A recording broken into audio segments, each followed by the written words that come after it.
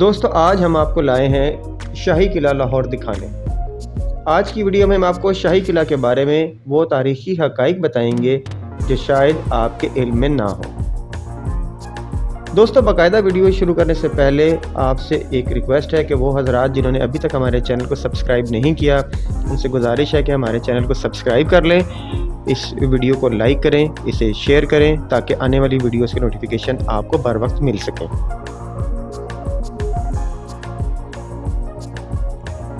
دوستو شاہی قلعہ walled city یا دیواروں والے شہر کے شمالی سرے پر واقع ہے۔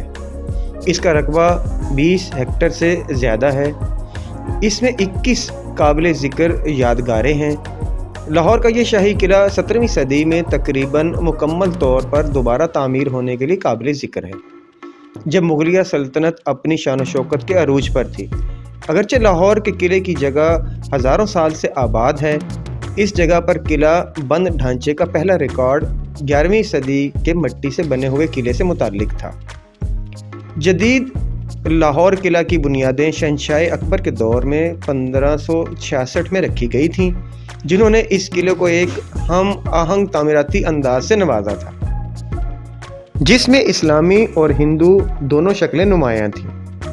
شاہ جہاں کے زمانے کے اضافے کی خصوصیت پرتعش سنگ مرمر کے ساتھ فارسی پھولوں کے ڈیزائن ہے، جبکہ قلعہ کا عظیم الشان اور مشہور عالمگیری گیٹ عظیم مغل بادشاہ اورنگزیب نے تعمیر کیا تھا، جو کہ مشہور بادشاہی مسجد کے سامنے ہے۔ دوستو آگے بڑھتے ہیں اور آپ کو اس قلعہ کی تاریخ کے متعلق بتاتے ہیں کہ منگولوں کے لاہور پر حملے کے دوران دہلی سلطنت کے ترک مملوک خاندان کے سلطان بلبن نے اس جگہ پر 1267 میں ایک نیا قلعہ تعمیر کیا تھا۔ دوبارہ تعمیر شدہ قلعہ کو 1398 میں تیمور کی حملہ آور افواج نے تباہ کر دیا تھا، جسے مبارک شاہ سید نے 1421 میں دوبارہ تعمیر کیا تھا۔ 1430 کی دہائی میں قلعہ پر کابل کے شیخ علی نے قبضہ کر لیا تھا اور 1526 میں مغل شہنشاہ بابر کے ہاتھوں لاہور پر قبضہ ہونے تک لودھی خاندان کے پشتون سلطانوں کے کنٹرول میں رہا۔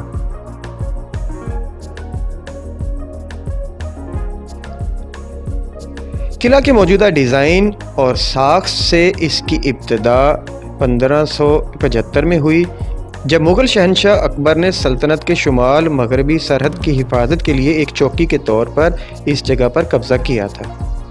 اکبر کے دور میں بلند و بالا محلات بھی بنائے گئے اور نئی عمارات کا اضافہ کیا گیا۔ ان میں سے چند قابل ذکر یہ ہیں: دولت خانہ خاص و عام، جھاڑو کا درشن اور اکبری گیٹ شامل ہیں۔ اکبر کے بعد جہانگیر نے بھی اس قلعہ میں تبدیلیاں کی، جس کا ذکر 1612 سے ملتا ہے۔ جہانگیر نے کالا برج پویلین تعمیر کروایا، جس کی چھت پر یورپی الہامی فرشتے ہیں۔ جہانگیر نے ہی ایک بڑی دیوار تعمیر کروائی اور اس پر مختلف پینٹنگز کروائیں۔ اسی جگہ جہانگیر کی خوابگاہ میں بھی مختلف پینٹنگز ہیں جو کہ بادشاہوں کے شوق کے مطابق بنائی گئی ہیں۔ مریم زمانی بیگم کی مسجد بھی جہانگیر کے دور میں مشرقی دیواروں سے ملحقہ تعمیر کی گئی تھی۔ جہانگیر کے بعد شاہ جہاں کا دور شروع ہوتا ہے۔ شاہ جہاں نے سب سے پہلے دیوان عام کی تعمیر کا حکم دیا۔ شاہ برج، مشہور شیش محل اور نورکھا پویلین دونوں کو شاہ جہاں سے منسوب کیا جاتا ہے۔ موتی مسجد بھی شاہ جہاں کے دور میں بنی۔ قلعہ کا مشہور عالمگیری دروازہ شہنشاہ اورنگزیب کے دور میں بنایا گیا تھا، جس کے نیم دائرے والے مینار اور گنبد والے پویلین لاہور کی پہچانی جانے والی علامت ہیں، جو کبھی پاکستانی کرنسی کی خاصیت بھی رہی ہیں۔ مہاراجہ رنجیت سنگھ نے 1767 سے 1799 تک لاہور پر حکومت کی۔ مہاراجہ نے بھی قلعہ میں مختلف تعمیرات کیں، جن میں اٹھ دارہ، جو کہ اس کے دربار کے طور پر استعمال ہوتا تھا، حضوری باغ اور اس کی مرکزی بارادری بھی سکھوں کے دور میں بنی۔ سہداری پویلین یعنی کہ 3 دروازوں والا پویلین، قلعہ کا ناگ مندر اور لوہ مندر اور مائی جنڈا حویلی میں بھی بڑے پیمانے پر ترمیم کی گئی تھی۔ کھڑک سنگھ حویلی بھی تعمیر ہوئی۔ 1849 تک یہ قلعہ مہاراجہ رنجیت سنگھ کے خاندان کے کنٹرول میں رہا۔ تو دوستوں آگے بڑھتے ہیں اور آپ کو قلعہ کے لے آؤٹ کے بارے میں بتاتے ہیں۔ قلعہ کو 2 حصوں میں تقسیم کیا گیا ہے۔ پہلا انتظامی حصہ جو مرکزی داخلی راستوں سے اچھی طرح جڑا ہوا ہے اور اس میں شاہی سامعین کے لیے باغات اور دیوان خاص شامل ہیں، جبکہ دوسرا ایک نجی اور مخفی رہائشی حصے کو شمال میں تقسیم کیا گیا ہے۔ دوستو اب ہم آپ کو شاہی قلعہ کے بڑے ڈھانچوں یا عمارات کے بارے میں بتاتے ہیں۔ شاہ برج چوکور یا نولکھا پیویلین، یہ قلعہ کے سب سے مشہور مقامات میں سے ایک ہے۔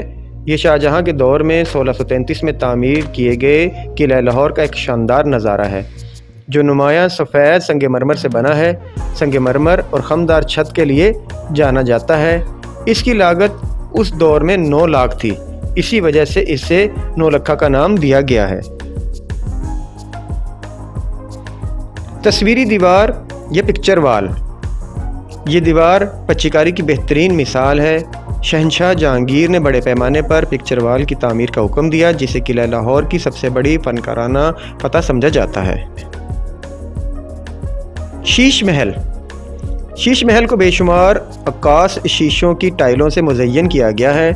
اسے آئینوں کا محل بھی کہا جاتا ہے۔ 1631-32 میں شاہجہاں کے دور میں مرزا غیاث الدین بیگ نے تعمیر کروایا تھا۔ یہ قلعہ لاہور کی سب سے مشہور یادگاروں میں سے ایک ہے اور قلعہ کے تاج میں زیور کی شکل دیتا ہے۔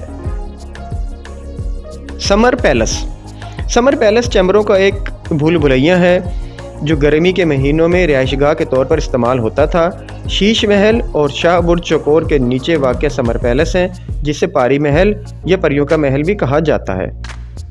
8 درہ، 8 سوراخوں کے ساتھ ایک بلند پیویلین مہاراجہ رنجیت سنگھ نے اپنے دربار کے طور پر استعمال کرنے کے لیے بنایا تھا۔ یہ شاہ برج چوکور کے دروازے کے قریب واقع ہے۔ خلوت خانہ، خلوت خانہ شاہجہاں نے 1633 میں شاہ برج پیویلین کے مشرق میں اور شاہجہاں چوکور کے مغرب میں تعمیر کیا تھا۔ یہ دربار کی شاہی خواتین کی رہائش گاہ تھی۔ کالا برج، خلوت خانہ کے شمال مغربی کونے میں کالا برج یا سیاہ پیویلین کھڑا ہے۔ جہانگیر کے دور میں بننے والا یہ پیویلین محراب والی چھتوں کی وجہ سے مشہور ہے۔ یہ یورپی طرز کی عمارت ہے۔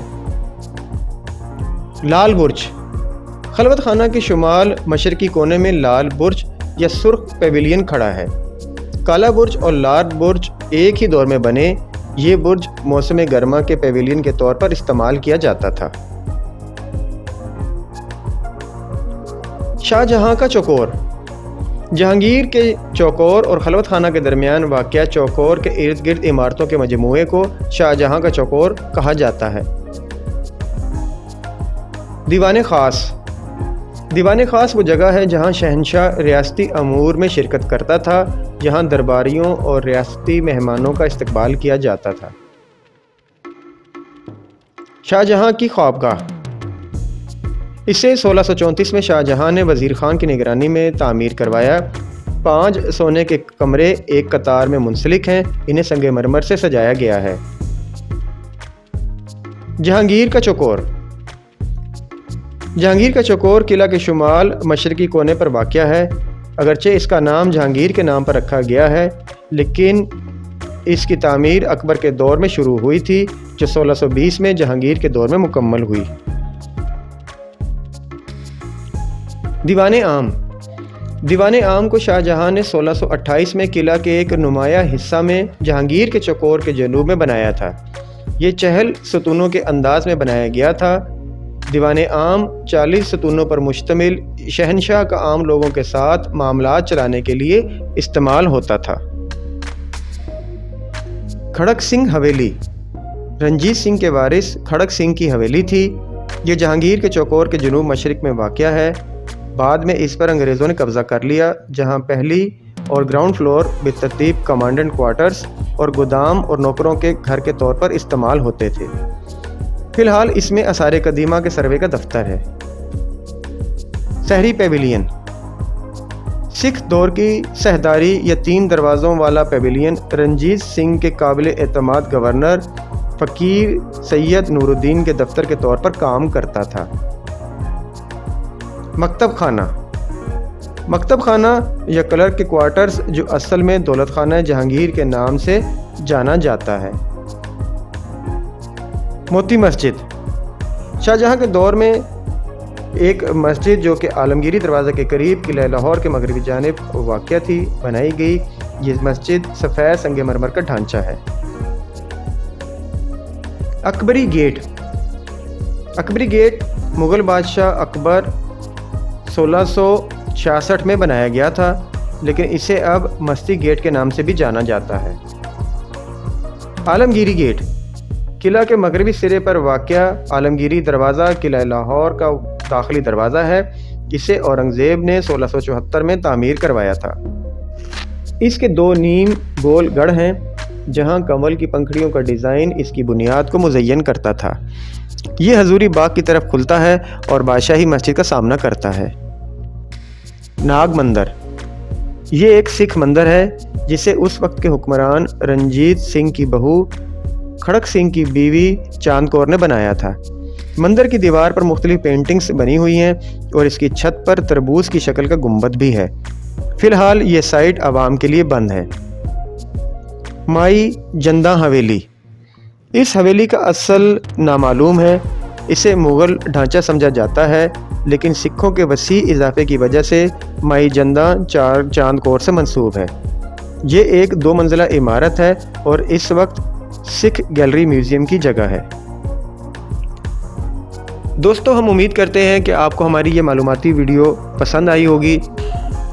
آپ سے انشاءاللہ ملاقات ہوگی اگلی ویڈیو میں۔ اپنا خیال رکھیے گا۔ اللہ حافظ۔